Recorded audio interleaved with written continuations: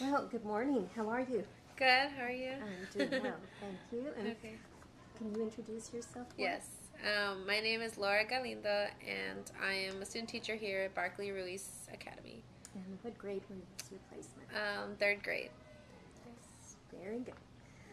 I'm going to ask you three questions, and your answers will be shared with the upcoming student teachers. Okay. Okay. The first question is, what did you learn this semester about yourself and the act of teaching and learning?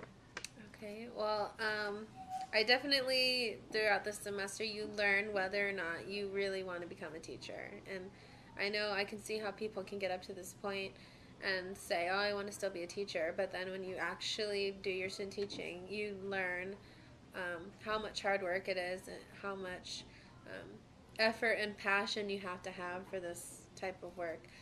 So I definitely learned that I feel like I do have that passion and I want my own classroom, more than anything else. And to be able to work with the kids as much as possible. And you definitely, in this environment, you see how much of yourself you're giving to them and how much you want to help them and help them succeed, because you know that you just get them for this year and then they move on to somebody else, and so you don't know if that's going to continue throughout their life. But I think the art of teaching and the act of teaching and learning is definitely just more than, like I say, just lesson plans and homework and something like that. It's definitely teaching how to deal with life, how to deal with their emotions, how to deal with their friends, social, skills, how to deal with people, because sometimes they don't always get that.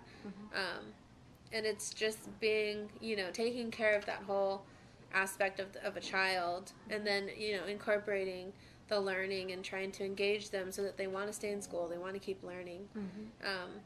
But it definitely takes a lot, and it's not for everybody, but you do learn that it's not just babysitting or what anybody else thinks. It's really just getting down in the classroom and making sure they learn what you're trying to teach them, but in the most creative and interesting way that they'll want to keep learning and stay motivated. Very true. So Very I true. think that's it. And you did a good job. Okay, thank you. What would you have done differently this semester during student teaching?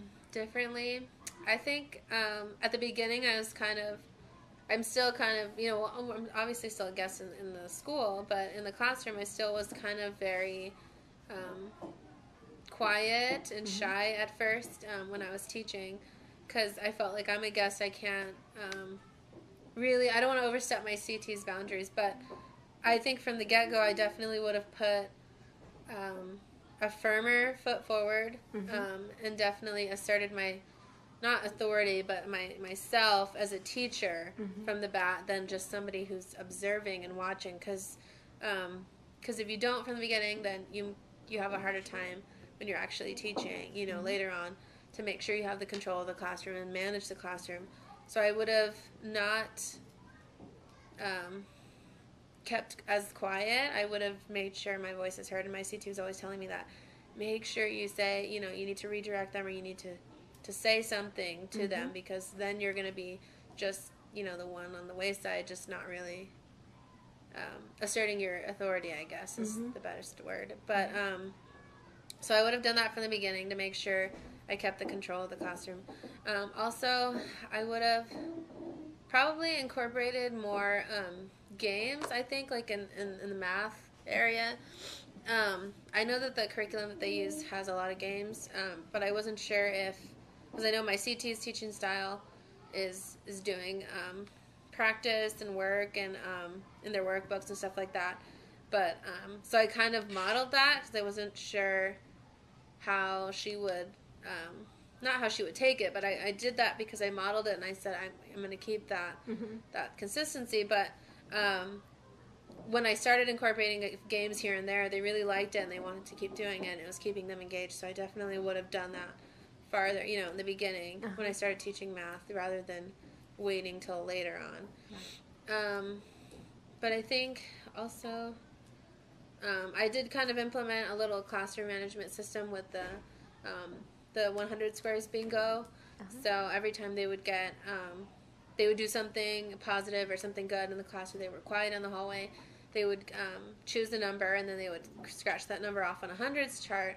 So then when they would get a bingo, then they would give them a reward or a extra time outside for recess or something. So I did that kind of like the last 3 weeks of I guess my full teach. So I definitely would have done that from the beginning because it worked. It helped them. They were really wanting to earn that number so they could try to get a bingo. So I would have done that from the beginning. It was just, I had seen that in the staff development day when we were here. They had presented it, so I used that, and so I would have definitely wanted to do it earlier. But I think I definitely tried my hardest as far as classroom management and trying to incorporate everything and trying to get it all done because that's hard. Yes. So I think I did good. Those are some things that I probably would have done differently. Very good. Yes. What suggestions do you have for future student teachers? Oh, gosh. I have a lot. First of all, definitely study your CT, study the other team teachers that are in your grade level and see what they do, and really try to work that into your own teaching style.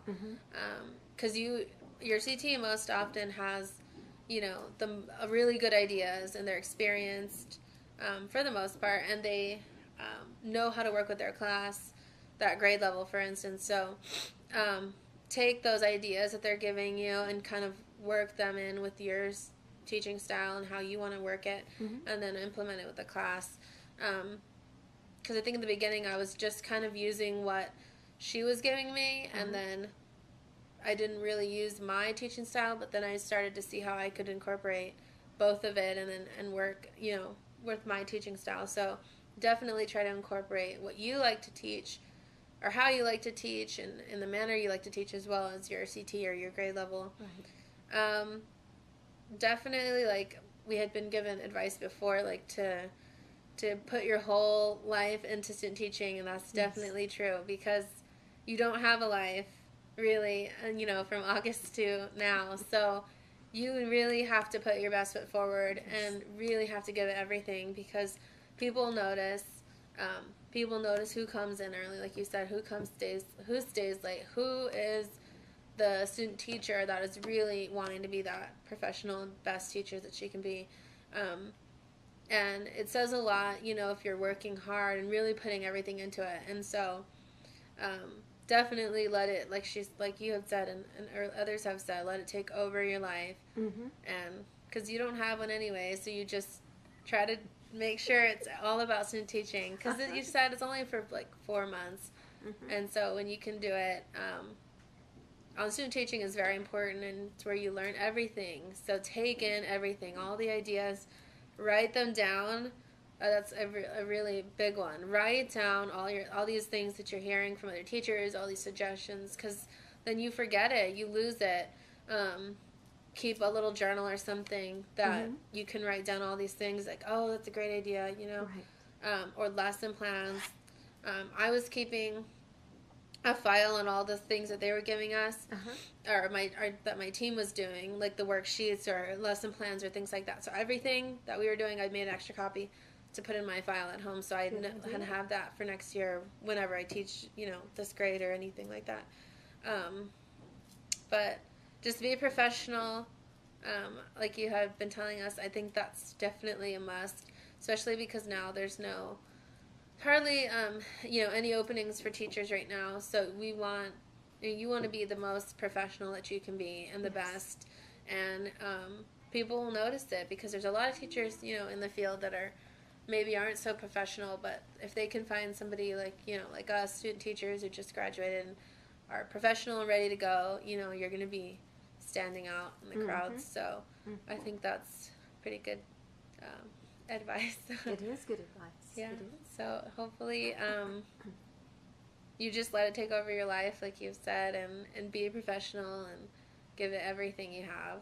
And then, when it's over, you celebrate. That's it. So yes, I think so. You accomplished something great. great. It's a lot. Yeah. I didn't realize how much it was until, you get into it. But like you said, when you get into it, it just flies. Mm-hmm. It's like as if nothing. Mm-hmm. So you hang with it for those months, and then, you have to go out into the real world. But it's a good experience. Good. Yeah. Is there anything else you want to say? Anything about anything at all? I think.